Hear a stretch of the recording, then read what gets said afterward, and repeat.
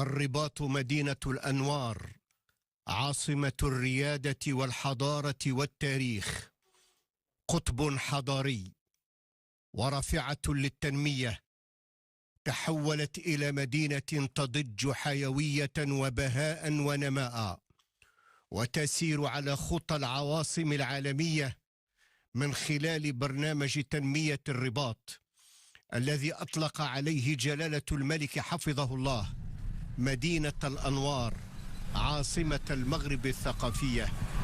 بدأت ثمار الرباط عاصمة الأنوار تظهر في البنيات الثقافية والتحتية بتثمين الموروث الثقافي والحضاري. هكذا تبدو الرباط بساكنتها وروادها وضيوفها. كانت محطة عبور، فأصبحت مدينة استقرار وإنجاز لمشاريع اقتصادية واجتماعية كبرى، وتسعى منهجية سياسة القرب الملكية إلى بلوغ عدة غايات، أساسها تحقيق مداخيل مستدامة وجعل مختلف الفضاءات والمحطات النموذجية التضامنية منصات للتجارة الرائجة والتسويق الناجح.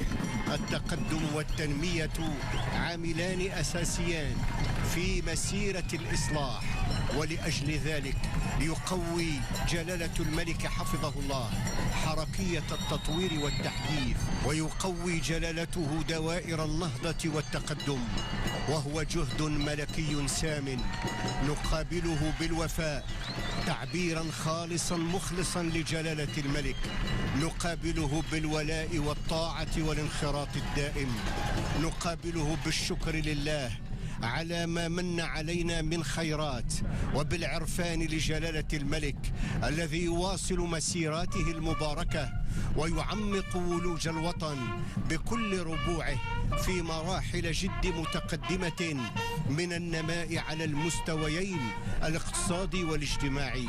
نقابله بالدعاء إلى الله أن يتولى جلالة الملك بنصره وتوفيقه، وأن يحفظ على الدوام تلك اللحمة من فيض المشاعر والأحاسيس التي ربطت قلوب المغاربة بجلالة الملك وسواعد أبناء الشعب المغربي بأوراش الإصلاح التي يتبناها جلالة الملك حفظه الله. وعلى هامش حفل التدشين وبعين المكان تقدمت للسلام على جلالة الملك المديرة العامة لمنظمة الأمم المتحدة للتربية والعلوم والثقافة السيدة أودري أزولاي.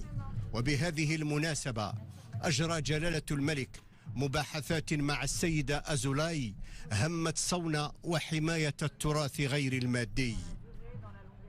ويشرف جلالة الملك محمد السادس حفظه الله على تدشين المحطة الطرقية الجديدة للرباط، وهو مشروع يهيكل المدخل الجنوبي لمدينة الرباط، يساهم في تحديث قطاع النقل بين المدن على مستوى عاصمة المملكة، وكذا تعزيز إشعاع صورة المدينة وتعزيز جاذبيتها.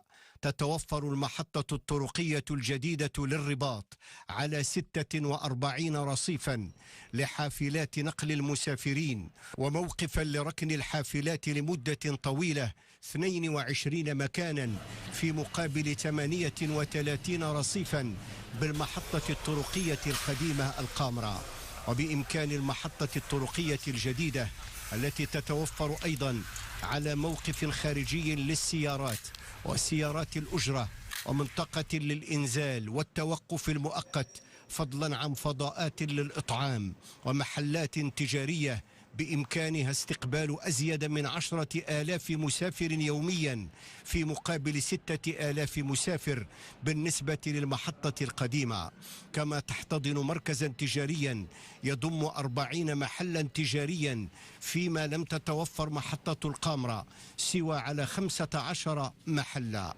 ويعكس هذا المشروع الذي تطلب إنجازه تعبئة استثمارات بقيمة 245 مليون درهم العزم الوطيد لجلالة الملك على تمكين مدينة الرباط من بنيات تحتية في مستوى مكانتها وتستجيب لانتظارات السكان المقيمين والزوار، وفضلا عن بنائها وفق هندسة معمارية متفردة تزاوج بين الأصالة والمعاصرة، وتوفيرها لولوج مباشر للطريق السيار الرباط الدار البيضاء. فقد تم تشييد هذه المحطة على مساحة أرضية تفوق مساحتها 8 هكتارات بالمدخل الجنوبي للطريق السيار الرباط الدار البيضاء، وعلى مقربة من المركب الرياضي الأمير مولاي عبد الله.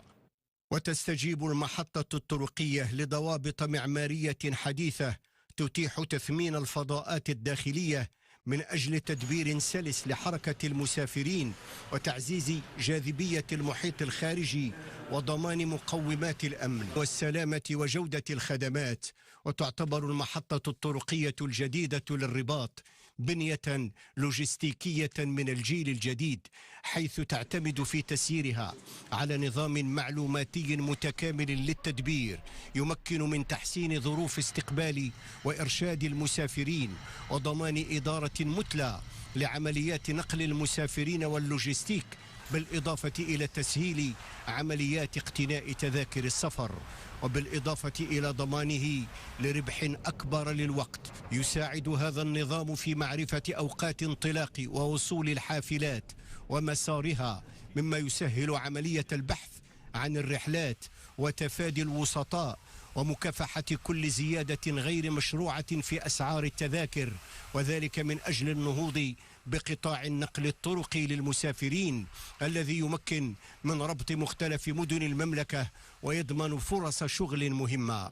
كما تضم المحطة الجديدة بنيات تحتية وتجهيزات متنوعة تمكن المسافرين وزوارها من الحصول على أفضل الخدمات في احترام تام لشروط الأمن والسلامة، وهو الأمر الذي ينطبق أيضا على مهني النقل الذين ستتوفر لهم ظروف جيدة للاشتغال استجابة لتطلعاتهم وانتظاراتهم لتمكينهم من تحسين تنافسيتهم والرفع من رقم معاملاتهم وصون كرامتهم. إنها الرباط تتزين بمحطة طرقية جديدة، إنها الرباط تتضوأ بهذه المعلمة الشامخة التي تضعها في مصاف الحواضر العالمية الكبرى.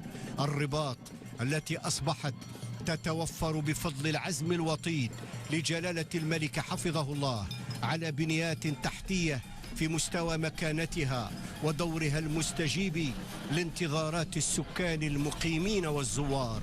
إنجاز كبير أعطى انطلاقته جلالة الملك، ويندرج في إطار برنامج التنمية المندمجة المتوازنة لرباط الأنوار، ويعتبر جزءا